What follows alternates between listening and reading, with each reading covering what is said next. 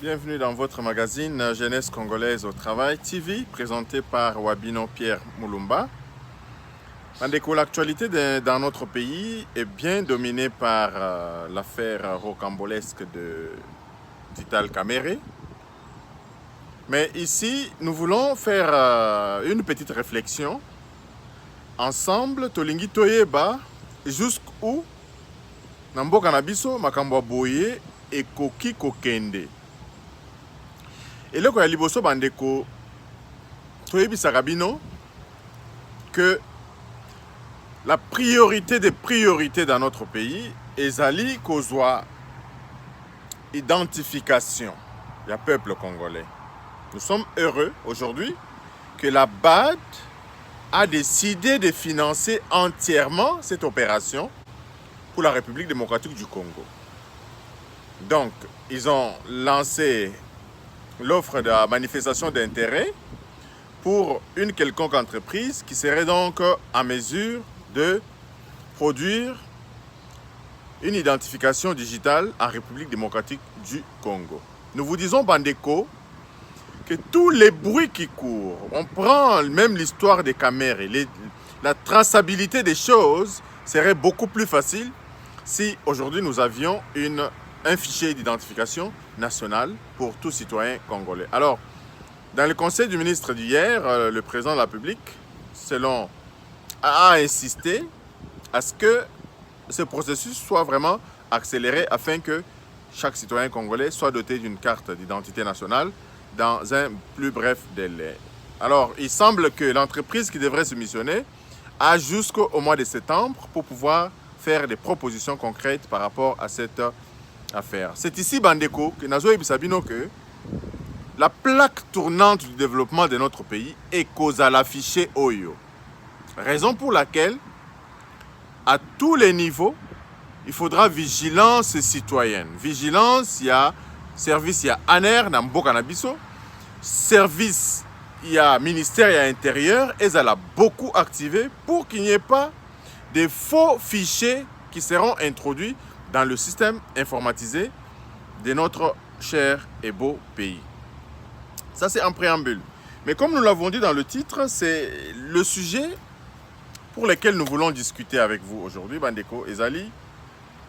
Interpellation, il y a président de la République. Nous avons vécu ce qui s'est passé à Genève. Cette trahison vécue à Genève. Le président a été roulé. Il avait fallu la vigilance de la base, la vigilance de certains clairvoyants, dont Jean-Marc Abound, pour que le président retire sa signature. La pression était tellement forte que le président était arrivé à retirer sa signature. Nous avons vu que le président, après Genève, il est allé au Nairobi, où il a pactisé avec M. Kamerhe. Ce pacte n'était pas vraiment du goût des membres de l'UDPS, ce pacte n'était pas du goût du peuple congolais. Mais c'est parce que c'était la seule voie de sortie à ce moment-là, pour s'en sortir, nous avons accordé le bénéfice du doute au président. Le président a fait un rapprochement avec M. Kamerhe. Ok. Chemin faisant, lorsque le président avait été élu, on pensait pouvoir donner un poste ministériel à M. Kamerhe. Non. À la veille de la prestation de serment, le lendemain, nous apprenons que désormais le directeur des cabinets, ça sera bel et bien M. Kamerhe. À la surprise générale, parce que cette fonction était déjà assumée par le professeur Eberand.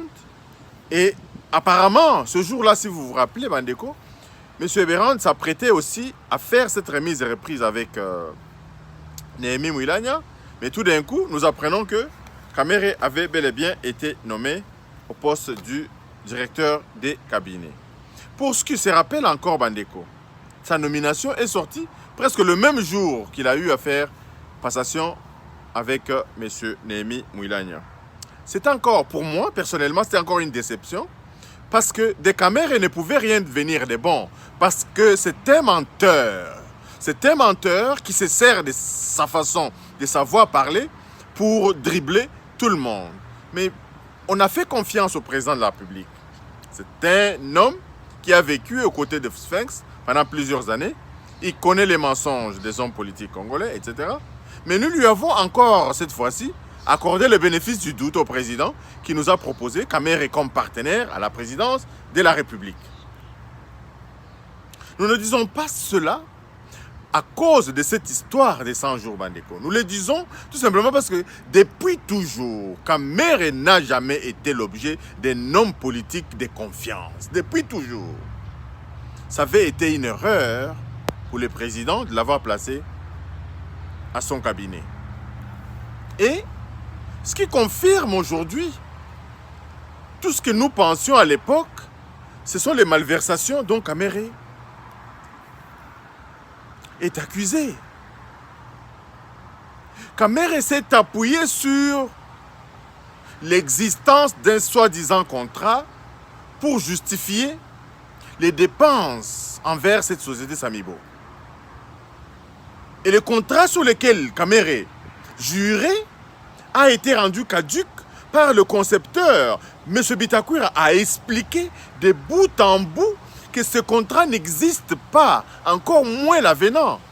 Parce que l'avenant était chiffré à 225% du contrat initial. Alors le contrat initial lui-même n'avait pas trouvé financement et que lorsque ce contrat a été introduit à ceux qui gèrent les marchés publics, ce contrat avait été rejeté. Donc, ce sur quoi M. Kamere s'était fondé pour justifier qu'il avait fait ses dépenses, cet argument a été bel et bien balayé d'un revers de la main. Donc, cela n'est pas beaucoup l'objet de notre émission d'aujourd'hui. Aujourd'hui, nous voulons seulement dire que, après Genève, le président a été trahi. Avec Kamere, la trahison est là. Et là, cette fois-ci, c'est une trahison très forte. Parce qu'elle est suivie des morts d'hommes. Bandeko. La Mouka a trahi à Genève. Mais on n'a pas vu des morts d'hommes. On n'a pas vu des morts d'hommes. Bien que Nyonso ezali trahison, mais je préfère encore trahison à Bato à la Mouka que trahison ya ndeko na biso Kamere otie peza nyoka na kati ya ndako ofandaka na nyoka na kati ya ndako. Je l'appelle nyoka pourquoi? Parce que s'il fallait que le président de la République réussisse son mandat, c'était bel et bien avec l'appui de ces messieurs qui respirent, qui mentent comme ils respirent.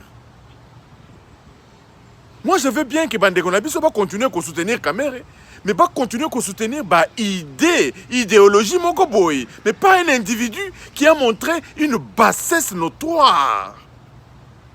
Une bassesse notoire. Kaka nambula moko, yoko sala mariage, yoko kende ko sala ba diplôme na yo, yoko kende ko pesa ba ngombe na un an, yo zimbongo wapi pour pouvoir faire. C'est cette bassesse dont a fait preuve aujourd'hui de Konabiso Kamere. Vraiment ne fait en sorte que ces messieurs ne méritent même pas le respect, un moindre respect du peuple congolais. Donc, ici je reviens encore au président de la République. Troisième déception, ezali déception oyo, ya batu ya FCC, le fait qu'il va voter contre Jean-Marc Aboun na Assemblée nationale. Alors, monsieur le président, Félix-Antoine Tshisekedi Tshilombo, jusqu'à quand Okozala toujours trahi? Et s'il y aura une quatrième, une cinquième fois, nous n'allons plus vous donner un quelconque bénéfice du doute. Et cette fois-ci, nous allons vous dire que vous êtes complices vous-même des éventuels malheurs qui peuvent vous arriver. Il est suffisamment temps, en tant qu'homme politique, nous tendons vers le 30 juin, vous devez faire un discours à la nation, monsieur le président, pour rassurer le peuple congolais que vous êtes aux commandes du pays. Ça, c'est la première des choses. La deuxième des choses, vous devez dire au peuple congolais que vous serez et vous êtes le comptable de la gestion de la chose publique. Pour cela, monsieur le président, vous n'avez qu'une seule voie, c'est de renforcer, davantage notre magistrature, de renforcer davantage notre magistrature, d'équiper les magistrats avec les équipements modernes. Regardez les conditions dans lesquelles les procès se tiennent. C'est vraiment déplorable. Et c'est de ces mauvaises conditions qui ont coûté la vie au juge Raphaël. Vous devez, Monsieur le Président, investir dans notre justice. Parce que cette justice va faire entrer beaucoup d'argent dans les caisses de l'État. Monsieur le Président, nos juges doivent être formés par l'utilisation de la nouvelle technologie. Nos juges doivent être dotés de tous les moyens de pouvoir mener les investigations dans les banques étrangères, à pouvoir voyager librement, loger dans de bons hôtels pour les investigations, pour que Bongo ezongana kesia Boulamatadi. Il y a beaucoup de gens d'argent qui traînent dans les caisses de l'État, Monsieur le Président. Donc, Ezali, la seule voie qui peut faire en sorte que le peuple congolais rentre aujourd'hui dans ses droits. Donc, encore une fois, Monsieur le Président, nous voulons que, Oyebisa peuple congolais, que vous êtes aux commandes. Vous êtes aux commandes. Genève, vous avez été trahi. Caméré vous a trahi. FCC vous a trahi. Qu'attendez-vous? Vous attendez une quatrième trahison, Monsieur le Président? Non seulement ces deux dernières trahisons se sont accompagnées des morts d'hommes. Vous avez perdu beaucoup de vos proches. Cette situation devrait être encore davantage interpellateur pour que vous puissiez, Monsieur le Président, prendre des décisions idoines pour l'avenir de notre cher et beau pays. C'est vraiment la raison de notre émission d'aujourd'hui. C'est de vous dire, Monsieur le Président, les trahisons suffisent à ce que vous puissiez aujourd'hui prendre des décisions et des grandes décisions. Personne ne dira que vous avez violé. Vous avez été fidèle de bout en bout dans votre engagement politique envers vos partenaires. Mais eux, à leur tour, ils ne l'ont pas été.